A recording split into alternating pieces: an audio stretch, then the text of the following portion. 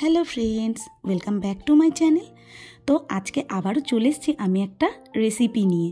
এটা একদম একটা সিম্পল রেসিপি, তো বেশ ভালোই লাগে, ছোট থেকে বড় সবারই কিন্তু প্রিয় আর খুব সুস্বাদু। তো এই যে আজকে করব ভেজ চাউমিন। ভেজের মধ্যে অনেক কিছুই লাগে, তবে আমার ঘরে যেটুকু ছিল সেটুকু জিনিস নিয়ে আজকে কীভাবে আমি করছি সেটাই তোমাদের সাথে শেয়ার করব রেসিপিটা। তো সবার ফার্স্টে এই যে চাউমিনটা, একদম নর্মাল একটা চাউমিন, তো নুন আর একটু সাদা তেল দিয়ে সেদ্ধ করে নিয়েছি, তারপর জল ঝরিয়ে নিয়েছি, একদম ঝরঝরে হয়েছে। তারপরে দেখো একটু আলু, ফুলকপি, ক্যাপসিকাম, টমেটো কুচি, কাঁচা লঙ্কা কুচিয়ে নিয়েছি, সাথে কটা চিনেবাদাম কাঁচা নিয়েছি। আর এবার দেখো এই প্যানটা একটু তেল দিয়ে গরম করে নিয়েছি, অল্প তেলই দিয়েছি। তো সবার ফার্স্টে এখন বাদামগুলো ভেজে নেব। এখন এখানে যদি একটু গাজর, একটু বিনস, মটরশুঁটি থাকতো তাহলে আরও ভালো হতো, কিন্তু আমার ঘরে যেটুকু ছিল ভাবলাম চলো এরকম করে তো ব্রেকফাস্ট বা ডিনার করা যেতেই পারে। তো ওর জন্য ব্রেকফাস্টে ঝটপট করে বানিয়ে নিলাম। আর একদম ভেজ, তো যারা ভেজ খাও, একদম পেঁয়াজ, রসুন, চিকেন, ডিম কিছু খাও না, তারা এরকম করে কিন্তু খেতেই পারো, বেশ ভালোই লাগে। আমার তো বেশ ভালো লাগে, একবার অবশ্যই ট্রাই করে দেখো। তো এই যে আমি বাদামগুলো দিয়ে দিয়েছি, তার মধ্যে দিয়ে দিলাম অল্প একটুখানি নুন। তো প্রত্যেকবারই আমি নুনটা অ্যাড করব, তবে টেস্ট অনুযায়ী, আর যেহেতু সব কিছুর মধ্যেই নুন পড়বে ওই জন্য অল্প অল্প করে দেব। তো বাদামটা নুন দিয়ে বেশ ভালো লাল লাল করে ভেজে নিলাম। এবার বাদাম কটা আমি তুলে রাখবো, খুব খেয়াল করে ভাজতে হবে যেন পুড়ে না যায়, তাহলে একদম টেস্টটাই নষ্ট হয়ে যাবে। তো আমি কিন্তু আর তেল দিইনি, এই তেলের মধ্যেই এবার এই যে ছোট ছোট করে কেটে রেখেছি ফুলকপি আর একদম ভাজা আলুর মতো, ঘরোয়া যেরকমভাবে আমরা খাই আর কি সেটাই। তো মনে পড়ে যায় মার হাতের সেই রেসিপি। আর এই যে আলু ভাজার মতন আলুটা কেটে নিয়েছি, এবার আমি ভালো করে আলুটার ফুলকপিটা আগে ভেজে নেব।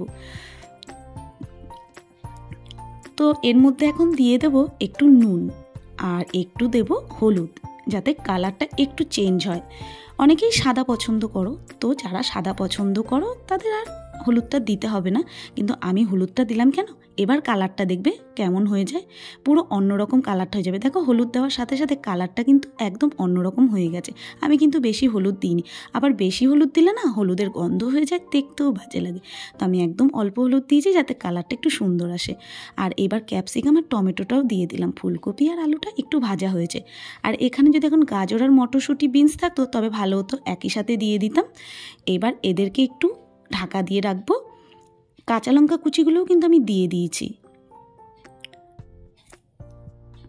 তো দেখো এগুলো কিন্তু একদম ভাজা ভাজা হয়ে গেছে, ভালো মতো নরমও হয়ে গেছে, মজে গেছে, সমস্ত কিছুই নরম হয়ে গেছে। বেশি ওভার কুক করবো না, তাতে গলে যায়, যাতে একটু ক্রাঞ্চিনেস থাকে সেরকমই রেখেছি। তো আমি সেদ্ধ করে রাখা চাউমিনটাও এর মধ্যে মিশিয়ে ভালো করে মিলিয়ে নিলাম। এরপর একটু নুনও দিয়ে দিয়েছি সাথে সাথে।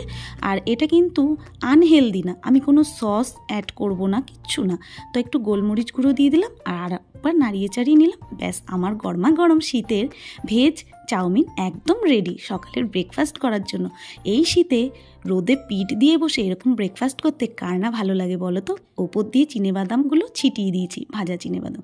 কেমন লাগছে দেখতে, লাগছে নাকি সুস্বাদু, একটু কমেন্ট করে জানিও তো। যদি আমার এই রেসিপিটা তোমাদের আজকে ভালো লাগে তো অবশ্যই কিন্তু একটা লাইক করবে, শেয়ার করবে, আর কমেন্টে জানিও যে তোমাদের কেমন লাগলো। আমার তো বেশ ভালো লাগে, তোমরা একবার বাড়িতে অন্তত ট্রাই করে দেখতে পারো। যাদের ভেজ ডে থাকে, ভেজ ডের দিনও এটা কিন্তু ট্রাই করতে পারো। বাচ্চাদের টিফিন দেওয়ার সমস্যা থাকলে ভেজ ডের দিন এরকমভাবে করে দিতেই পারো, বাচ্চাদের অবশ্যই ভালো লাগবে, আর সাথে সাথে বড়োদেরও কিন্তু ভালো লাগবে। আর এটা কিন্তু আমরা শুধু ব্রেকফাস্টে নয়, ডিনারেও করতে পারি। তো চলো আজকের মতন টাটা।